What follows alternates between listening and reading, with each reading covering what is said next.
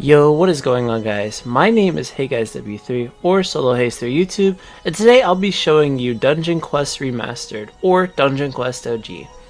Now, if you don't know what Dungeon Quest is a dungeon crawler style game where you travel through dungeons and collect loot at the end while fighting a bunch of monsters.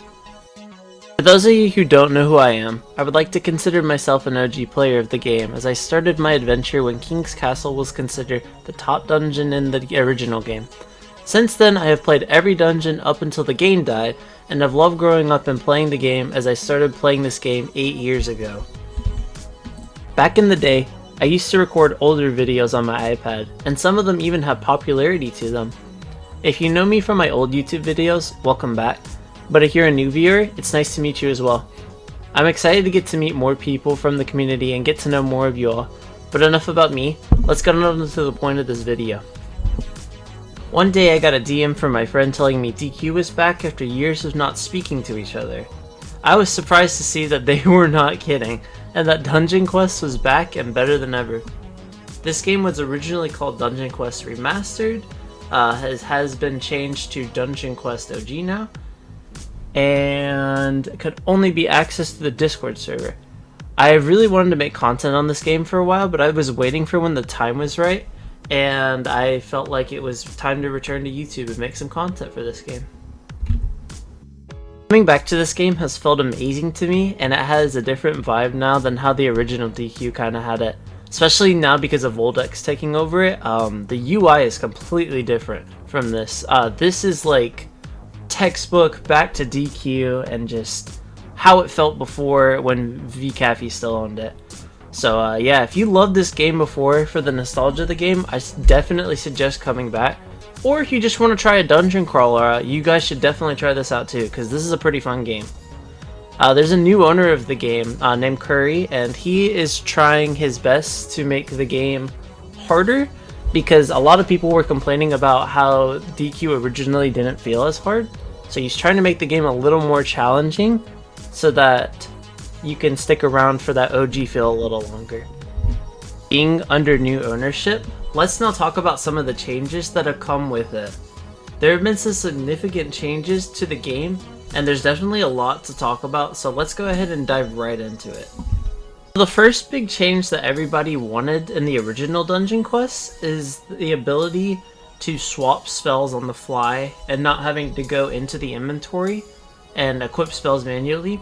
So now by pressing F on PC or something else on mobile or console, you now have two whole spells you can swap to. For example, an Orbital Outpost Mage has two spells, which are the Orb and the Gate. There are better scenarios for the Gate now because Curry has fixed the Gate so that you can use it at the same time. So let's say if I wanted to set up the spells in my inventory to instantly swap and use that spell, I could just press F like that. This can be really helpful since there are a ton of scenarios where this can help. So let's say you're in a hardcore run on solos and you need to heal, just press F and then heal yourself. Or something else I do sometimes in my runs is I will switch to a speed spell so I can either get to the mobs faster or just escape death completely. This was a great feature that was in the original DQ behind a paywall, but it is so much better now because it's free and you can just do it whenever you want, and I think this was a great thing that they added. One of the new features that has come out that is super cool is that you have the ability to get cosmetics without spending Robux on the game, which I think is super neat. What Curry did was add this crate system where you can get gems from the dungeons and you can spend a random cosmetic. There are 3 crates. There's a rare crate for 5,000 gems, there's a epic crate for 7.5, and then there's a legendary for 10,000. The gems are right next to your gold, and you can get these gems by playing the highest dungeon that you're able to do, and winning grants you from anywhere from 200 to 500 gems, so you actually get quite a bit per round. I personally think that this is a great way to incentivize people to play since there are so many cosmetics you can get from the rotating shop, and you can get any of the cosmetics for free by playing enough.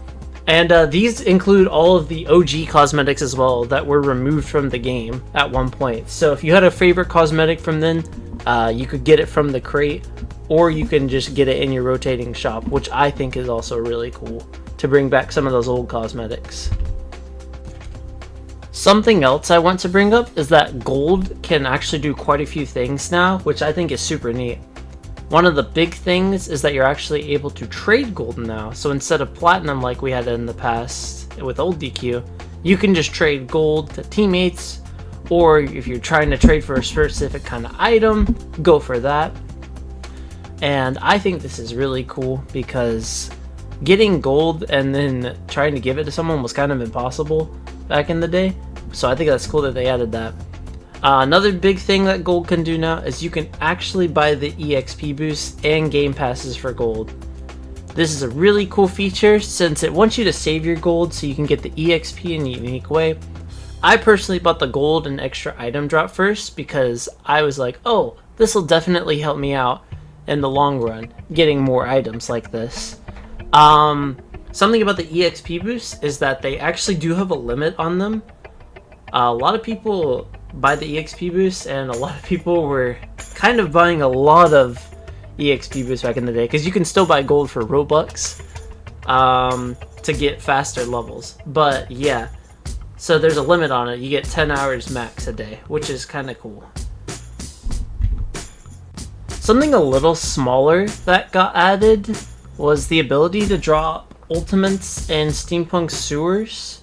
This is when I kind of came into the game, and this was a really neat thing for me. The drop rates were just like Northern Lands and Abyssal Void from the original game, so they were really hard to get even if you grinded a bunch. There wasn't a bonus boss or anything, you just kind of had to drop one at the end.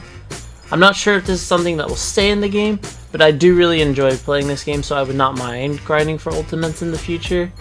Ultimates are a very cool thing that is added to the game. I assume this was to help with boss raids, since boss raids is a little different than the rest of the dungeons. And something else that kind of got added that was a little smaller was leaderboard players, rank 1, 2, and 3, have little tags now that show that they're rank 1, 2, and 3. As well as admins, testers, and then the owner role, of course, which I think is pretty cool. Just a little add-on. And that's about it for the new stuff in this game. This game has plans of going until Gilded Skies, but it's currently on Orbital Outpost. But on Saturday, Volcanic Chambers is coming out, which I am super excited about because that is probably one of my favorite dungeons in the entire game. I have high hopes for this game, as it feels like a fresh reset to the game because it resets your level and everything, and you get to start over and play DQ just like the good old days. And it has great vibes, and the community, from what I've talked to, is pretty nice for the most part, so feel free to talk to everybody. And I would definitely recommend you guys try the game out for yourselves. The Discord link to actually join the server will be in the description of this video. So if you guys want to actually join and play the game and even potentially see me, go ahead and join that, and yeah. But that's going to do it for this video. I hope you enjoyed, and consider leaving a like and subscribing if you enjoyed the content that you saw today. Thank you guys so much for watching me, and let me know what kind of content you guys want to see from me in the future. This was also my first video where I have used my mic, so let me know how I did on that as well. But yeah, hope you guys have a great day. Peace out, y'all.